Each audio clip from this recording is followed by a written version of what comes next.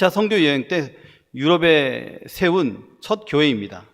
이 사도 바울이 감옥에 갇혔을 때 그의 쓸 것들을 공급하며 옥바라지를 충실히 했습니다. 바울은 빌립보 성도들의 그런 지극정성을 감사히 여겼고 빌립보서 편지를 썼습니다.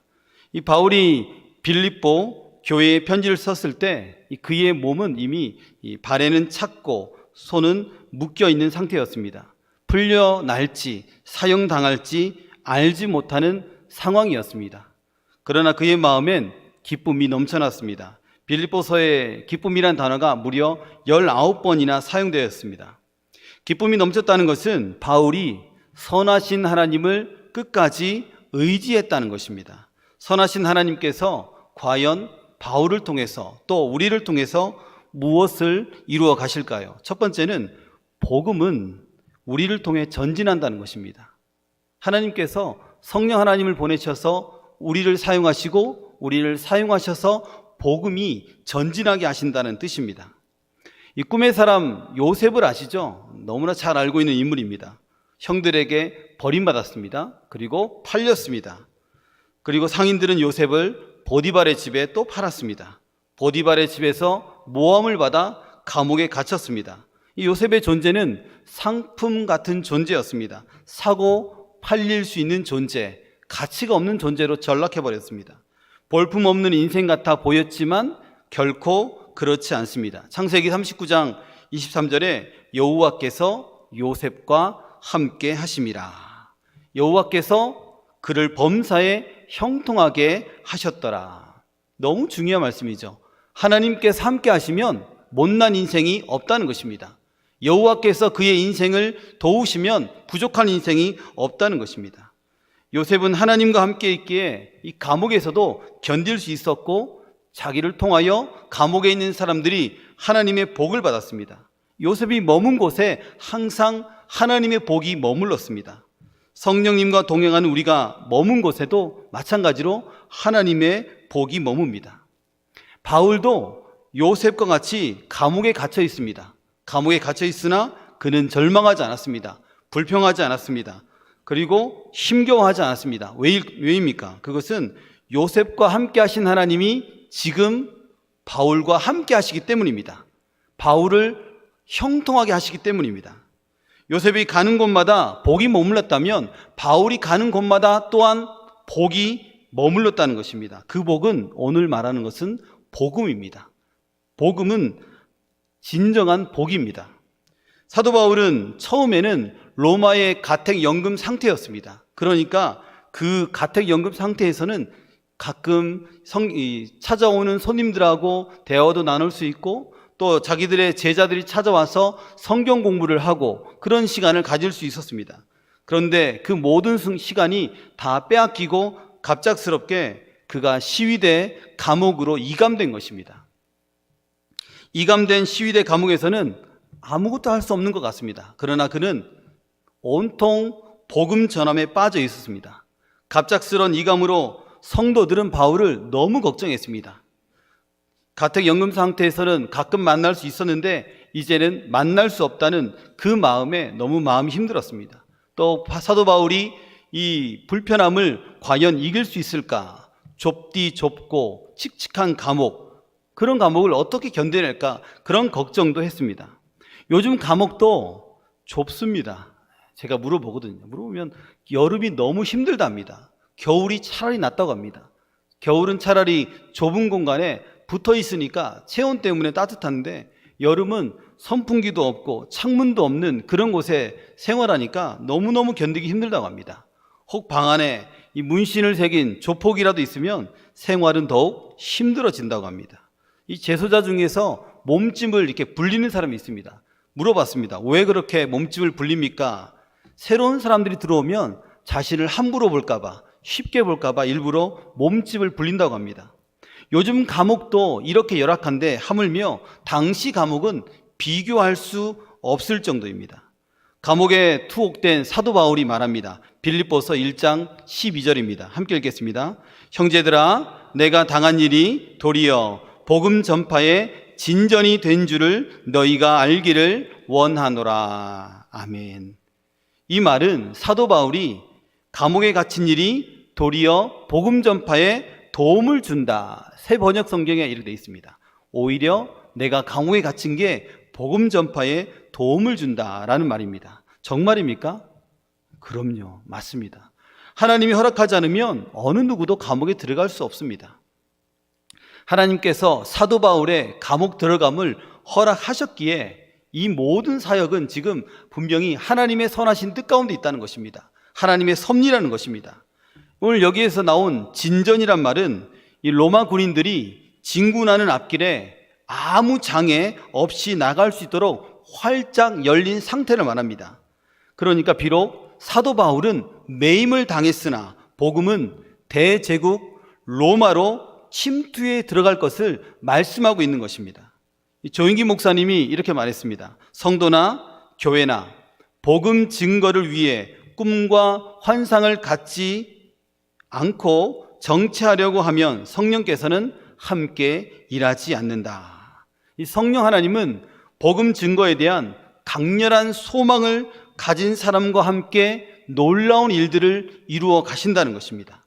빌립보서 1장 13절에 이러므로 나의 매임이 그리스도 안에서 모든 시위대 안과 그 밖의 모든 사람에게 나타났으니, 바울은 시위대 감옥에 투옥됐습니다. 시위대는 황제의 이 경호부대입니다. 그러니까 이 바울의 감옥에 갇힌 게 심상치 않습니다. 이렇게 보니 혹 사람들은 로마 정부가 사도 바울의 생사를 거머쥐고 있다라고 생각할지 모르는데 그렇지 않습니다. 왜냐하면 하나님께서 이 모든 사역의 주관자이시기 때문입니다. 바울과 함께 하시는 하나님께서 오히려 시위대와 로마 정부의 운명을 결정하고 있다는 사실을 아셔야 됩니다.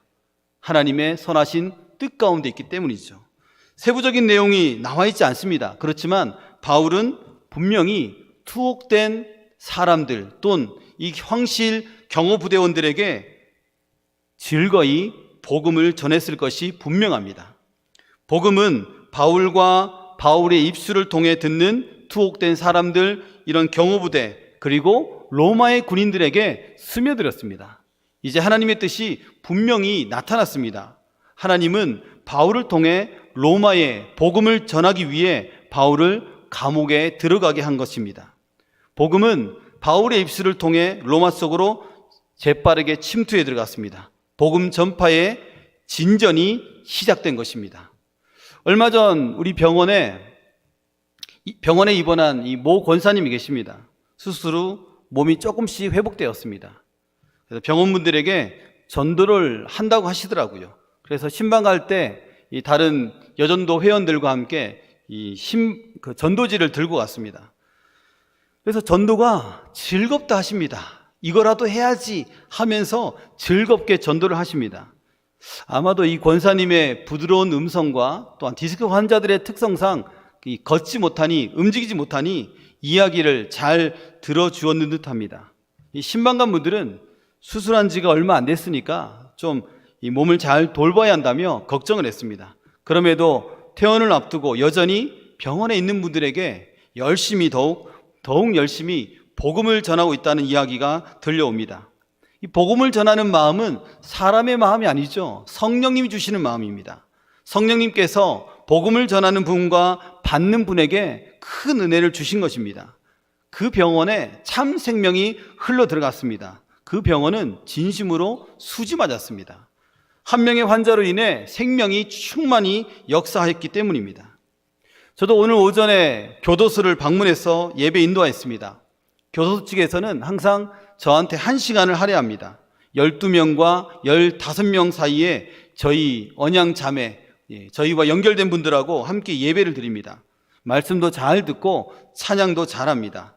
교회에 오시는 이유가 각양각색이지만 근래에는 교도소 내에서 전도받아서 예수님이 좋아서 오는 분들도 생겨났습니다. 성령님의 역사는 가리는 곳이 없습니다. 병원이라고 해서, 교도소라고 해서 안 되는 게 아니더라고요. 복음 증거에 소망을 품은 사람들과 함께하여 성령님은 생명의 역사를 일으키십니다. 사랑하는 여러분, 예수 생명이 충만한 이 사도 바울 한 사람으로 인해서 예수 생명이 감옥에 충만해졌습니다. 예수 생명이 충만한 한 사람으로 인해서 병원에 예수 생명이 충만해졌습니다. 복음은 우리를 통해서 전진합니다. 복음의 전진에 귀하게 쓰임받는 우리 한 사람 한 사람 되기를 소망합니다. 복음의 전진에 하나님께서 우리를 사용하십니다. 그리고 복음은 담대히 전하게 하십니다. 두 번째는 복음을 담대히 전하게 하신다는 사실입니다. 성령께서 하시는 사역입니다. 바울이 투옥된 것이 하나님께서 허락하셨지만 사탄의 시험이기도 합니다. 사탄은 바울과 같은 위대한 복음 전도자를 꽁꽁 묶어 넣습니다. 그래서 말 못하게 합니다. 아무것도 하지 못하게 합니다. 우리가 사도행전 강의를 통해 잘 알듯이 사탄이 쉬지 않습니다. 그러나 하나님도 우리 주님도 쉬지 않습니다. 그리고 복음을 감옥에 가둬둘 수 있습니까? 복음을 감옥에 가둬둘 수 없습니다. 빌립보서 1장 14절입니다. 함께 읽겠습니다. 형제 중 다수가 나의 매임으로 말미암아 주 안에서 신뢰함으로 겁없이 하나님의 말씀을 더욱 담대히 전하게 되었느니라. 겁없이란 말에 주의하십시오. 주목해 보십시오. 예수님의 제자들 아시죠? 겁이 많았습니다. 예수님이 십자가에 못 박힐 때 모두 뿔뿔이 흩어졌습니다. 자신이 믿던 주님이 돌아가셨기 때문입니다. 소망이 사라진 그 자리에 두려움이 엄습해 옵니다. 그러나 예수님의 제자들이 부활의 주님을 만나고 그들의 마음속에 두려움이 사라지고 다시금 소망이 가득 넘쳤습니다. 제자들은 사망 권세를 깨치신 나의 예수님, 살아계신 나의 예수님을 바라보았기 때문에 이 일들을 할 수 있었습니다. 주를 바라보면 자연스럽게 담대해집니다. 바닥에 누워서도 하늘을 본다. 바닥에 누워서도 주를 본다. 얼마나 위대한 말입니까? 우리도 우리 안에 두려움이 엄습할 때 나는 살아계신 예수님을 믿는다. 성령님께서 내게 능력을 주셨다. 할렐루야. 이렇게 외치면서 믿음으로 나아가야 됩니다. 많은 사람들이 바울이 투옥됐다는 그 소식을 들었습니다. 그러니 그들의 마음은 아까와 같이 여전히 힘겨움에 빠져 있습니다. 그러나 바울의 마음속에는 혹 내가 가택연금 때에 내가 키웠던 제자들이 혹 뒤로 물러서지 않을까, 도망가지 않을까, 그런 걱정을 했습니다. 그런데 오히려 그 반대라는 거죠. 그가 감옥에 갇혔지만 그의 제자들은 더욱더 주를 의지하고 담대히 복음을 선포하였습니다. 성령님의 역사는 환경의 제한을 받지 않습니다. 성령님은 쉬지 않고 일하십니다. 성령님은 감옥 안이나 감옥 밖에서나 여전히 계속 일하십니다. 빌립보서 1장 15절에 어떤 이들은 투기와 분쟁으로, 어떤 이들은 착한 뜻으로 그리스도를 전파하나니. 이 사도 바울은 그를 시기하는 자들에 관한 이야기를 들었습니다. 이들은 이단이 아닙니다. 이들 또한 예수 그리스도를 믿는 자들입니다. 그런데 이들은 바울의 명성을 늘 불편해했습니다. 이들은 성숙하지 못한 전도자들이었습니다. 바울이 감옥에 가니까 적대적이었던 이 사람들이 그 틈을 이용해서 자신들의 입지를 더욱 넓히려 했습니다. 바울은 나를 대적해도 오케이, 그리스도만 전파된다면 오케이, 나는 기뻐하고 또한 기뻐하리라, 이렇게 말하고 있습니다. 빌립보서 1장 18절입니다. 함께 읽겠습니다. 시작. 그러면 무엇이냐? 거칠애로 하나 참으로 하나 무슨 방도로 하든지 전파되는 것은 그리스도니 이로써 나는 기뻐하고 또한 기뻐하리라. 아멘. 사도 바울도 우리와 똑같은 성정을 가진 사람입니다. 그렇죠? 맞으면 아픕니다. 못 먹으면 고픕니다. 자꾸 건드리면 폭발할 수 있습니다. 그러나 그와 우리와 다른 것은 바울의 관심이 온통 그리스도께로 집중하고 있다는 사실입니다.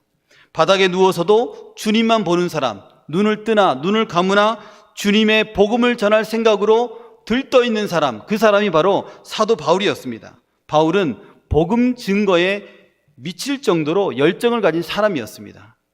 그러니 자신을 괴롭히는 사람들 그 정도는 사소한 일에 불과했던 것입니다. 불광불급이란 말이 있죠. 어떤 일을 하는데 있어서 미친 사람처럼 그 일에 미쳐야 목표에 도달할 수 있다는 말입니다. 고린도후서 5장 13절입니다. 우리가 만일 미쳤어도 하나님을 위한 것이요 정신이 온전하여도 너희를 위한 것이니. 어떤 목사님께 어떻게 해야 교회가 성장할까요? 라고 질문했습니다. 그랬더니 열심히 설교하고 열심히 기도하고 신방하고 공부하면 된다고 합니다. 사실 표현은 미칠 정도로 설교하고 기도하고 신방하고 공부하라고 표현했습니다. 이 말은 설교, 기도, 신방, 공부에 완벽하게 미치라는 것입니다. 미치지 않고 네가 어떻게 교회 부흥을 이루겠냐, 그런 식으로 이제 말을 했다고 합니다. 성도는 복음 전함에 열심을 내야 됩니다. 다른 표현으로 복음 전함에 미쳐야 됩니다. 나를 통해 주님이 증거되는 것으로 인해서 기뻐하고 또 기뻐해야 됩니다. 금요 전도대를 통해 주님이 증거되는 걸 보면서 기뻐하고 기뻐해야 됩니다. 왜 저들만 전도하지 나도 전도하는데 하면서 질투 시기하는 것 아니라는 거죠. 그들이 전도하고 할 때에 오히려 더 기도해주고 더 기뻐해주는 것이 우리가 해야 될 일입니다. 우리 교회 성도들이 전도하는 것을 지지하고 기도함으로 함께 기뻐하고 또 기뻐해야 됩니다. 오늘날 노방전도가 귀에 거슬린다 하면서 신고를 합니다. 신고하면 경찰이 출동하는 시대입니다. 교회가 아무리 좋은 일, 선한 일을 해도 거슬리면 경찰에 신고하는 시대입니다. 쉽지 않은 시대이나 교회의 주인 되신 예수님은 계속 증거되어야 합니다.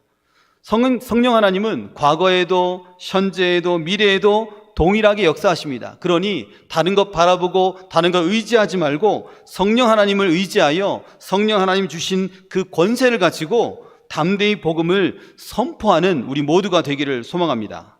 말씀을 정리하겠습니다. 사랑하는 여러분, 우리 하나님은 좋으신 선하신 하나님이십니다. 그 기준을 딱 세워야 됩니다. 바울을 감옥에 넣으신 것도 선하신 하나님의 계획입니다. 성령님은 감옥 안과 밖을 가리지 않고 일하셨습니다. 바울을 사용하셨다는 것입니다. 그리고 선교의 도구로 다양한 하나님의 사람들을 사용하셨습니다. 바라옵기는 선하신 하나님을 의지하여 복음 전진의 도구로 뜨겁게 쓰임받는 우리 모두가 되시기를 바랍니다.